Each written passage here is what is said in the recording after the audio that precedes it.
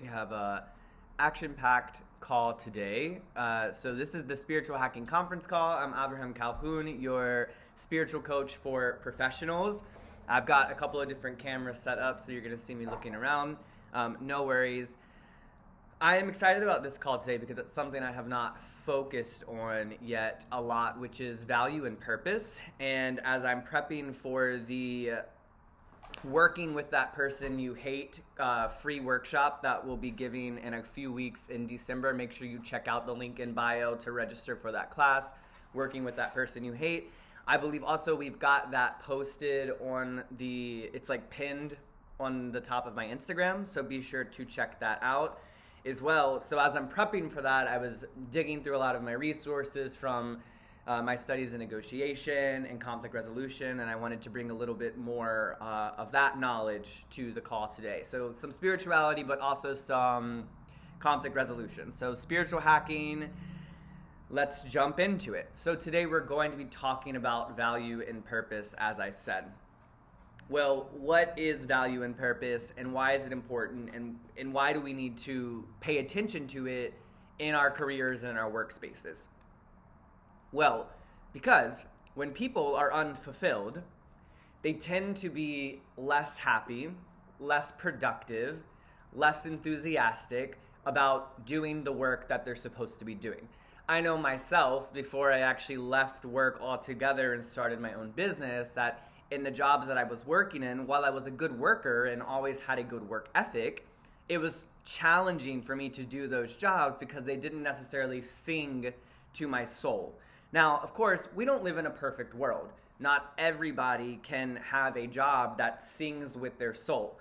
But certainly, what we should be doing in our lifetimes is really trying to find what our values are, what our real purpose is, how can we reveal the most light and positivity for other people in our lives. And then that is where I should be slowly aligning myself as we're moving into that direction. So first, let's start with values. And really the most basic understanding of values is something you find important. What are the things that you hold really valuable in your life? So like, for example, some of my top values are education and relationship with others. Peace is something that I value. Naturally, I started a business called Peace With. So these are aspects, ideas, they can be moralities, whatever you want. These are things that I hold really valuable to myself. And then my purpose.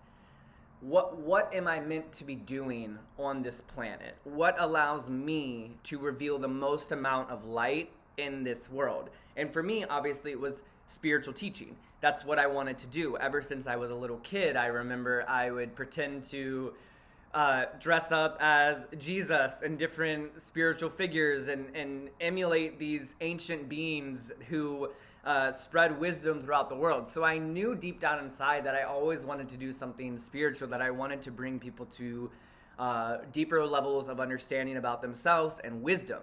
So how do you get there, though? How do you start to understand what your deeper purpose is? Well, you start with your values. What are the things that you find really important in your life?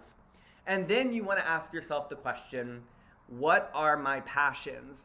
What do I get really passionate about doing? What makes me excited to get out of bed in the morning? So some of those for me were teaching, dancing, for example. I love dancing. Being creative or making music, right? These were the things that made me realize, oh wait, I can start my own business. Not only do I have the creativity, but I also have the knowledge and the background of peace building and spirituality. And so by figuring out what my passion was, by figuring out what the things were that I held really important to me, I then can come to a deeper understanding for what my life purpose is. Why is that important to the call today? Well, because when people are not in line with their personal values and their purpose, their deeper purpose, their soul purpose, they tend to be cranky, upset, annoyed. They're going through life just through the motions. They're lacking fulfillment. They're lacking that spark of light, that drive that pushes them. And what I find really fascinating in one of the most recent Gallup surveys that was posted, the main reason people are leaving their jobs, around 70% of employees are leaving their jobs because of a toxic relationship that they have with an individual, or more importantly, with their boss. And it made me go back to my time when I was working in organizations. The most unhappy people, or the most unpleasant people, were the ones who were also unsure about what their role was and what they were doing and why they were in the organization, X, Y, and Z. And so we want to make sure that if we are leaders in our businesses, am I actually aligned with what I'm truly doing? Because if I'm not, there's always going to be tension in that role. And the same thing goes for people who aren't in leadership positions. If you are in a position and it's not aligned with your deep value and purpose, there's always going to be some sort of tension. Now, you can find a way around that tension through external things from work, right? And if that fills your cup, then great. But for a lot of people, it doesn't make that supplemental fill, if you will. So digging deep inside of yourself, really understanding what your purpose is, and then seeking careers that align with that are going to be best. Because if you're in a workspace and you're unfulfilled, you are more than likely going to be creating more negativity for other people around you. And it might not necessarily be your intention. It just happens because when we feel lack, we spread that lack if we're not conscious of it. And so that's why we also want to bring awareness to where we are in our lives. So being aware of your level of fulfillment. Now, what happens if you are in a workspace and somebody isn't feeling fulfilled and they are toxic, and it creates a lot of negative and complex emotions and tension in the workspace? Well, one of my favorite papers ever written, or it's a book really, you should get it and read it, Getting to Yes. It's all about the science of negotiation. And they talk about, first and foremost, separating people from the problems, right? Oftentimes when we're in conflict with other people, we see the other person as the issue. Really what we need to be seeing is the conflict is the issue, not the person. You and the person are flexible in your most deepest sense. You're not necessarily attached and tied down. Really, the conflict is the issue. So separating the issue from the person is going to help you get that bird's eye view a little bit of what's going on. The next thing that you're going to want to do is take stock of your emotions. What am I feeling? Why? What's the source of where it's coming from? How can I make it better? Really start asking yourself, doing that introspection work. And then the harder part is get inside of the head of the person who is causing potentially the tension or the conflict. I mean, really, you're both causing the conflict because it takes two to have a conflict. There's always responsibility on both sides. You just need to figure out who owns what. But at the end of the day, you want to be able to get inside the head of the other person and understand their emotional psyche. How might they be reacting? Because remember, you may see a person as angry, but they themselves are not angry. They're feeling anger, and then they are reacting to the anger that they're feeling. They themselves are not anger. Anger is an emotion. It's a state. It comes into being, and then it will go out of being, right? So ultimately, looking and seeing that flexibility of emotion is going to be really important. And then finally, it is getting to the why. Why might they be angry with me? Why might I be angry with them? Then those pieces become what we're focused on. We're not focused on me being the problem or the other person being the problem. And then what you want to do is, once you're ready to have that conversation, let's say you and trying to think of a silly workplace conflict. I know there's cleaning task, right? Maybe it's not your turn to do the dishes in the workspace sink, right? And another person, it is their turn to do it. And then there's some sort of fight that happens around it. The problem is the dishes, not the person's lack of responsibility. The problem is the fact that there's dirty dishes in the sink, and we all have an interest of having a clean space. What is normally going to happen is, hey, so-and-so, you didn't do the dishes. Why didn't you do the dishes? you're a problem, you're not responsible, X, Y, and Z. It's like, okay, wait a second. We all have a responsibility here, and we all have an interest in creating a clean workspace. So when you are in conflict with people, rather than focusing on your opinion of the conflict, you want to focus more on the interest. We want to create this clean workspace, not you didn't do the dishes. So to kind of recap, I see we've had some more people join. We're talking about negotiation and getting the difference between an interest and an opinion or a position. Your position is the place where you're locked in. It's the place where you're kind of stuck on this one thing. John didn't do the dishes. The underlying interest of that opinion or position is we all need a clean workspace. And so when we are in conflict with people, rather than focusing on that position, John didn't do the dishes, we want to go underneath of the position and focus more on the interest. We need to create this clean workspace. So I recognize that something happened on your end. Let's just talk about it, move forward, and come up with a strategy, right? We don't need to have any negative emotions within it.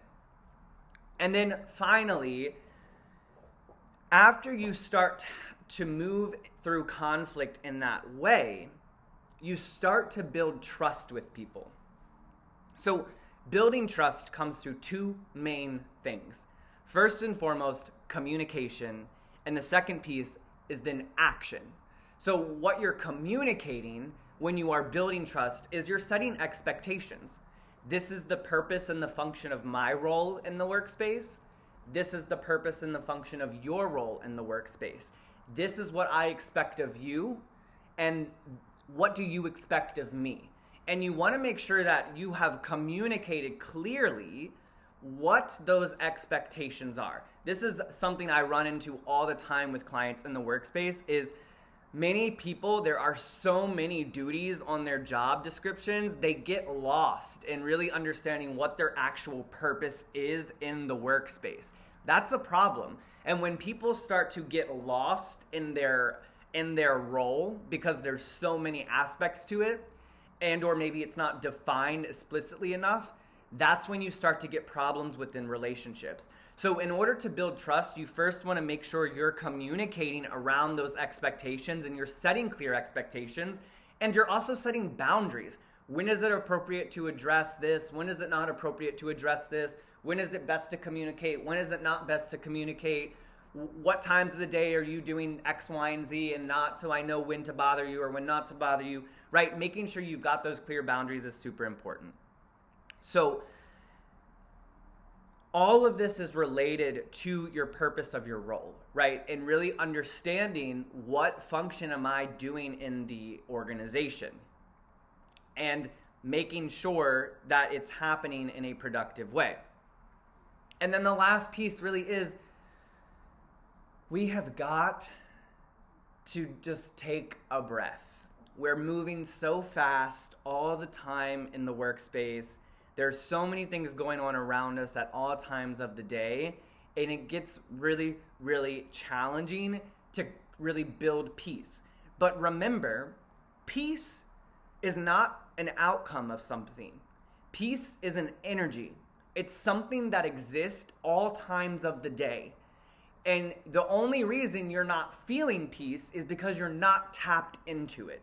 And or your negative reactive system is more in control of you right now than your actual true self or your soul. So what do I need to do in these moments? It's taking a breath and getting outside of my ego and really zooming out and asking the question, where are these feelings coming from? What do I have control over? What do I not have control over? And let me take a breath and let me actually give myself space to do it. So the last piece I want to leave with is just be open and honest in a non-combative way. When you are working with other people, you've got multiple different personalities around you. So the best thing that we can do is find what's best for us. How can we be honest in a productive way? I'm not saying go up to Stacy and say, Stacy, you're working really slow today. No, that's not the kind of honesty that we're looking for in this situation. But what you might want to say to Stacy is, hey, Stacy, I'm feeling a little bit of stress because I have this deadline that I need to get done by the end of the day, and it requires a piece of information that I need from you. How's it going on your end? When do you think I might be able to get that piece of information, right? And really taking the responsibility. Like, I'm feeling this way. I'm owning my emotion. You're not the cause of my emotion. My own reactive system is the cause of my emotion, but it's important for me to communicate with you what I'm going through and create that open communication in a non-combative way. And then the final thing is, it's like, look, at the end of the day, this is the last thing I'm going to leave you with. There are way too many toxic organizations out there right now because we are not listening to the world and we're not actually taking stock of what's important and slowing down and really only focusing on those important things. I think we spoke about this last week in the call. You really can only have one overarching goal. If you have multiple overarching goals, your energy is just getting pulled in different directions, right? So that's what's happening, and that's what's creating a lot of the tension that we're seeing in workspaces throughout the day. So leave. Like, you have it in you to go out there and find a job or find a career or find the people that you need to be working with best, right? So, and that's what Gallup says is happening. 70% of employees are leaving right now because of the relationships that they have primarily with their bosses and or with other coworkers in the organization. So relationships really, really matter. And this is not about time. This isn't about money. This is just about making people feel better at work so they actually want to be there. And it's through using practices like conflict resolution and spirituality that we're able to actually get to that space. So thank you all so much for listening today, whether you're on Instagram or the conference call. I really, really appreciate it. And I'll give like 1 or 2 seconds if there's any questions on the call or in the Instagram live if you want to comment. And if not, you feel free to leave and have a great day. And we'll be doing this again on Monday, same time next week. Thank you all.